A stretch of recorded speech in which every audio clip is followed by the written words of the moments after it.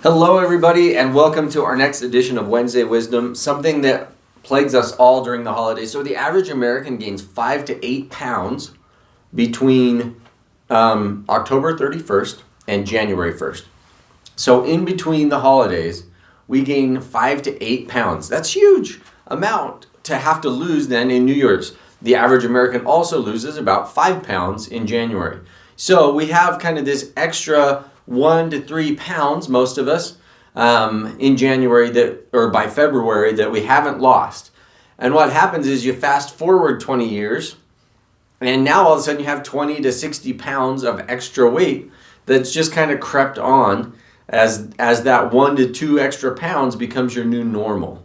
And so we want to help you, as part of our Wednesday Wisdom, avoid this. If this has ever happened to you, I want you to raise your hand down below by making a comment and saying the creep. So we call that the creep, when the weight just slowly creeps on. So if you have ever experienced the creep, go ahead and wave your hand by saying creep in the comments down below. And we will send you my favorite ebook about my kind of fitness tips, the 5 keys to avoiding fitness sabotage. So if you comment creep in the comments down below, we will send you our 5 keys book.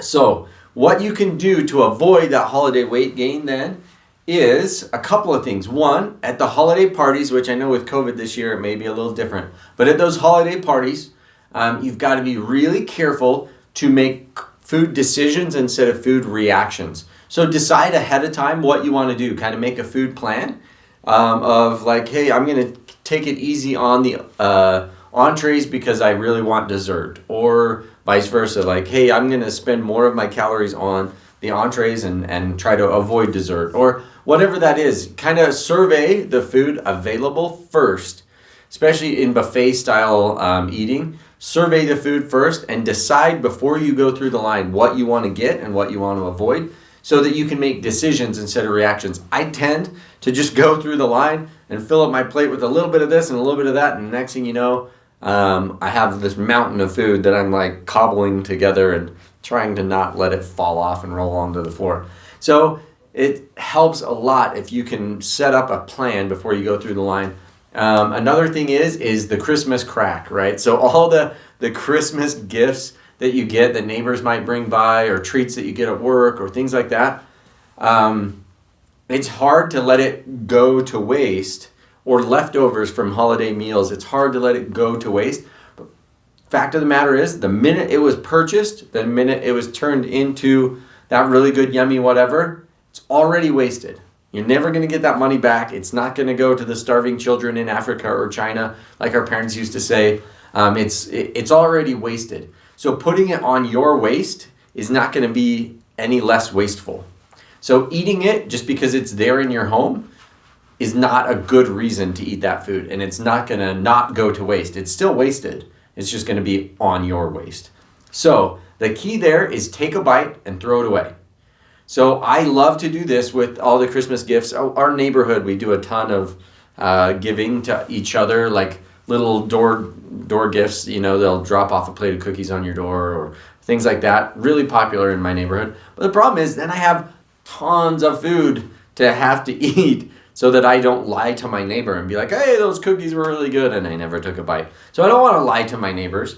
So what I do is I take a bite so that I can honestly say whether it was good or not, or if I need to come up with some other way of complimenting it without lying. Sometimes you get some weird stuff. But if you can just take a bite and then toss it, you don't get as many calories. You can still not lie to your neighbors. You can still taste it. And if it was excellent, great, toss it.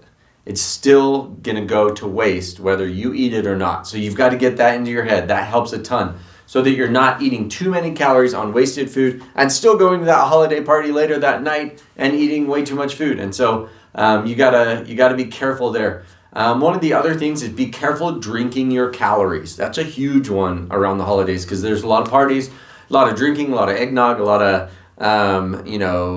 different punches, juices, whatever. So you got to be really careful about drinking your calories. It's a quick way to get way too many calories. It's either really fatty or a lot of sugar in them typically. And so you just got to be careful that we're not drinking a lot of calories kind of unbeknownst to us, and then still eating the same amount of calories. So be careful. Try to avoid drinking your calories if you can, especially during this time. So those are some of our tips for avoiding holiday weight gain. One of the others is when you exercise, make sure that you're exercising, slow, steady, gentle, in a way that you're burning predominantly fat, but keep up with your exercise. I think that's one of the biggest things that people think, oh, I'll take December off because the weather is changing and it's such a busy time and all these things. But it's a real bad way to get a huge setback in January when you've taken December off, because you have to start from scratch. You've put on some extra pounds, all these things. So if you can keep exercising through December and try to fight off those 5 pounds that are trying to creep on, that's going to help you jumpstart your new year a ton. And so those are our tips for avoiding holiday weight gain here with Wednesday Wisdom. Again, if you have any questions, if you've experienced the creep, drop creep in the comments down below. We'll send you our 5 keys to avoiding fitness sabotage. Definitely check us out for the next week on our Wednesday Wisdom. We look forward to seeing you in here again. Thanks so much, and we'll see you later.